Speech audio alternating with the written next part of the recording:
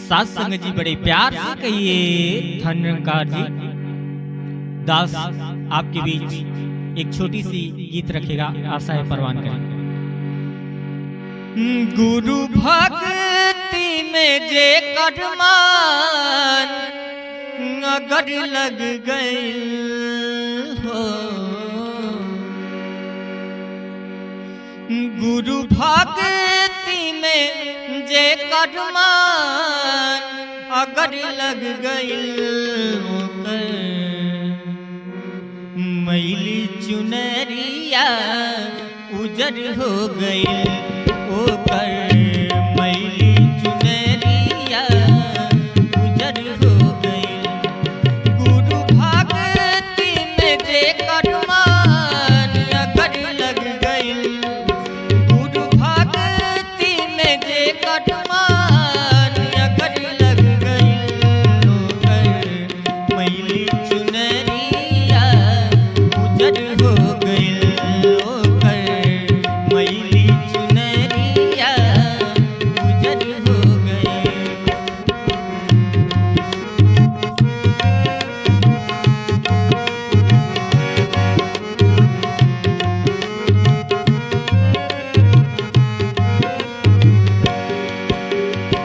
आगे गुरु के भक्ति के महिमा तो वर्णन कैसे?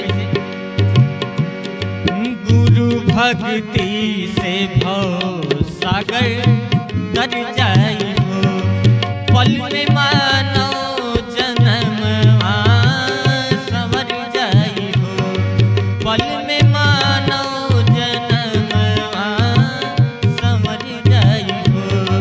गुरु भक्ति में भव सागर तर जाई हो, पल में मानो जन्मवा संवर जाई हो, पल में मानो जन्मवा संवर जाई हो। मन के सारा भरमवा दूर हो गई, मन के सारा भरमवा दूर हो गई, ओकर मैली चुनरिया उजर हो गई, ओकर मैली चुनरिया उजर हो गई। गुरु के भक्ति में जे कदमान अगर लग गई, गुरु के भक्ति में जे कदमान अगर लग गई, ओकर सारा जन्मवा सफल हो गई, ओकर सारा जन्मवा सफल हो गई।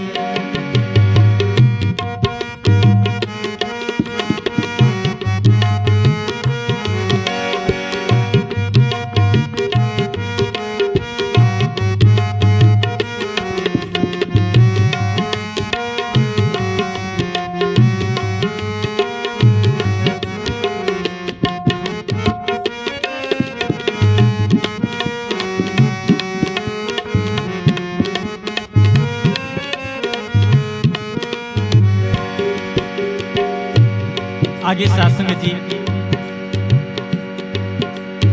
कौन कौन भक्त कौना कौना तरीका से ई दातार के मनौले बाड़े कहना बा। सबरी मीरा जी भक्ति के कैले रही, सतगुरु कृपा से हरि दर्शन पहिले रही।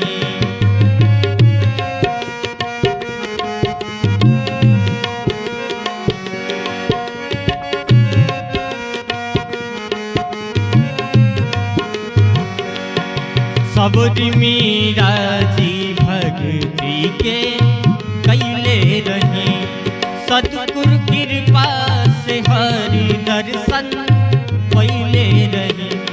कई के भक्ति के गणिका अमर हो गई, कई के भक्ति के गणिका अमर हो गई, ओकर मैली चुनरिया उजर हो गई, ओकर मैली चुनरिया उजर हो गई।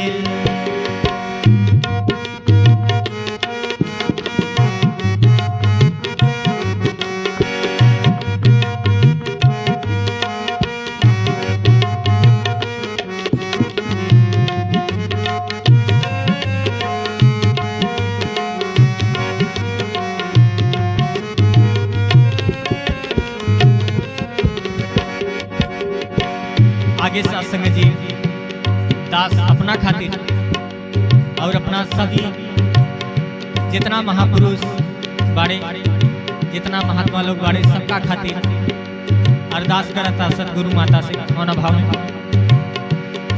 हम जैसो माता जी दया कर दीही, देख दिव्य ज्ञान मन के निर्मल करी, देख दिव्य ज्ञान मन के निर्मल करी। हम जैसो पे माता जी दया करी, देख दिव्य ज्ञान मन निर्मल कर दिहे, देख दिव्य ज्ञान मन निर्मल कर दिहे। दस निराला पे रउआ असर हो गई, दस निराला पे रउआ असर हो गई, मैली चुनरिया उजर हो गई,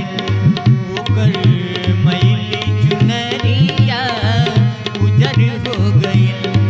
गुरु भक्ति में जेकर मन अगर लग गई, गुरु भक्ति में जेकर मन अगर लग गई, मैली चुनरिया उजर हो गई,